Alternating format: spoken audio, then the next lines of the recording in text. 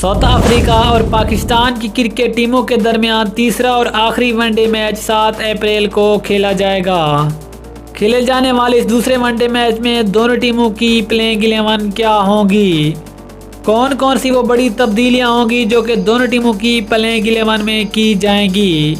आखिरी one day match के लिए जो दोनों टीमों की प्रेडिक्शन प्लेइंग 11 मैदान में उतरेगी उनकी तफसील जानिए इस वीडियो में। लेकिन मजीद आगे बढ़ने से पहले अगर आप चैनल पर फर्स्ट टाइम हैं, चैनल को सब्सक्राइब करें और साथ में लगी बेल आइकन को प्रेस कर दें ताकि क्रिकेट से जुड़ी तमाम खबरें आपको सबसे पहले जहां पर मिलती रहें। अस्सलाम वालेकुम, वेलकम टू हुसैन स्पोर्ट्स। आपको तफसील से आगाह करते चले कि Pakistan South Africa ODI series का आखिरी मैच 7 अप्रैल को खेला जाएगा, लेकिन इस आखिरी वनडे मैच के लिए दोनों टीमों की प्लेइंग 11 में बड़ी बड़ी तब्दीलियां होंगी।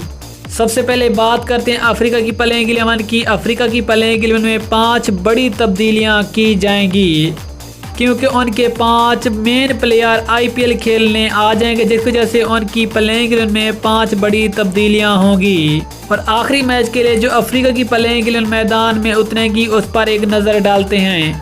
अफ्रीका की प्लेइंग 11 में Beuran Hendricks, Janneman Malan, Hendricks Klaasen, Aiden Markram, रेसिमंडो Dussen, Temba Bavuma captain, Andile Phehlukwayo, Tabraiz Shamsi, junior Dala, Lutho Sipamla, अरवियान मुल्डर शामिल हैं। जी अफ्रीका के वो 11 खिलाड़ी जो कि आखिरी वनडे मैच में पाकिस्तान का मुकाबला करेंगे। आपको बताते चले कि अफ्रीका के मेन 5 खिलाड़ी जिनमें Quinton de Kock, David Miller, Kagiso Rabada, Lungi Ngidi and अनट नोटजी, ये 5 ऐसे खिलाड़ी हैं जो कि आखिरी वनडे मैच में अफ्रीका की प्लेइंग 11 का हिस्सा नहीं होंगे और वो IPL खेलने के लिए भारत आ जाएंगे।